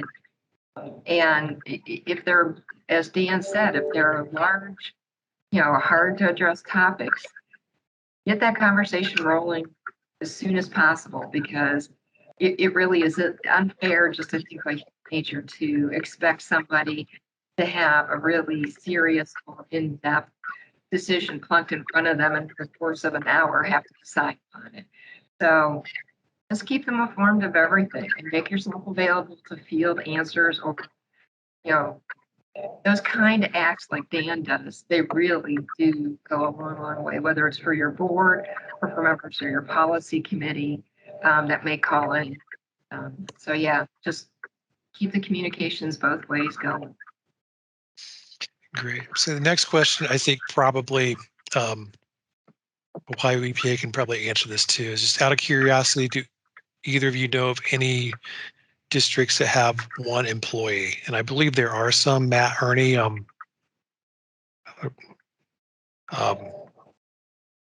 couldn't name them right off the top of my head, but oh yes, there's definitely some that have one employee, and there's more than 5 probably that could be listed at. And there's some that the one employee may wear multiple hats. And if you want examples of that, Beth, you can give me a call. I'll do a little research and make a list for you. See, so just one final question here. This might be a little in depth, but what would you say would be your greatest challenge working? Well, within the roles of Solid Waste Management District. So I'm sure there are a number of them. Beth just disappeared right when that question came. I wish I would have thought to like turn off my camera and leave. Beth, go ahead. What's your greatest challenge? Juggling the politics.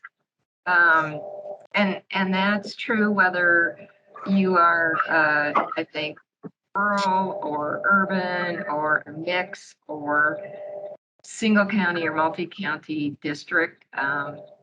It's dealing with your local politics. And I think you can best manage those, again, if you keep the lines of communication open. As Dan said, there are lots of opinions out there, and consensus building is just paramount. That is the way to move your district forward. Whether it's you're building a new building, buying equipment, or just programs in general, you need to communicate, build the consensus, and move forward. And, be aware of the political environment. It's not always pleasant. But I think if you communicate enough and build that consensus, at the worst, it's tolerable. And at the best, it's actually fun. Hey, and I can agree with the fun part. I got to say this, and I hope this is not recorded because this could come back to haunt me, but I really enjoy board meetings. I know that like a predecessor in my current job, he hated board meetings. The part I don't like is preparing for a board meeting. And so that's a lot of work. But when I've done the work and we're prepared, I find board meetings to be very enjoyable. And I love that opportunity to go into a room with people that have not opposite views, but a little different views and kind of coming to some consensus as a group. So I'm not for sure what if I'd say that's my greatest challenge. It's definitely my biggest focus. I spend a lot of time preparing my board, and it kind of seems to flow from there. Once the board's on board and we have a solid plan, and I'm making a real plan, and that's the hard thing is sometimes you'd like to whitewash things a little bit, but the reality is if you're honest about what your problems are and you get the board involved in that problem solving, sometimes they have ideas that I never had. And sometimes they have ideas that are contrary to mine and they turn out to be right. Now, not always. Sometimes I can point back. I say, I think I was right about that. But the majority of the time, I think my board, if they had a different opinion than I did, I've kind of come to realize that they were probably more right than I was. So I guess just putting the time, making the time to be prepared for the board and developing that consensus with the board would be my greatest challenge. Okay, great. And by the way, Dan, this is being recorded, so. Strike everything I said about enjoying board meetings. Yeah. So I'm not seeing any other questions come through. So Beth, Dan, we greatly appreciate your insight. I want to thank all the panelists for taking the time to present today. I feel like hearing from solid waste management professionals is probably the most beneficial thing that these trainings offer to people. I know Chet Cheney has some closing remarks coming up here in just a second. I just want to remind everyone again to complete the survey. I'll post that in the chat again. So we want to make sure we address anything that we can improve on. We want to know what we're doing right, what we can do better. And also, if you do need a certificate of completion, please email me. We'll make sure we get those out to you too. Chet, it's up to you. Thank you, Jeff. Appreciate it. I want to say a big thank you to all the speakers today and for their willingness to share their experience and knowledge about their time in the positions that they hold. We tried to ensure that the speakers were geographically diverse as well as the type of programs and services they provide. So you can get a gist that Ohio is a very large state. And the solid waste districts and authorities in this state are just as diverse as the state is. I want to especially thank staff. They worked very hard on this training. It was important to them. to provide this training. We do not provide it every year. It's been every 2-year project. And I think it was important that even though we were not in person, that we provided the training still. So, and I want to thank obviously those who attended the call today and the training. Without you, obviously, it would go for naught. So we thank you for being patient and listening to everyone and hearing what they had to say. A couple things I just want, hopefully, that you'll take away from this is that our staff, Ohio EPA staff, and your counterparts in the districts and authorities are always willing to help, and they're always willing to share information. They view your success in the same way that we view it. It's our success when you do succeed in whatever efforts you're taking on. I want you to also understand that Ohio EPA is very supportive of local control. We want you and your policy committee, your county commissioners, or your authority board to make the decisions and set the direction for your organization.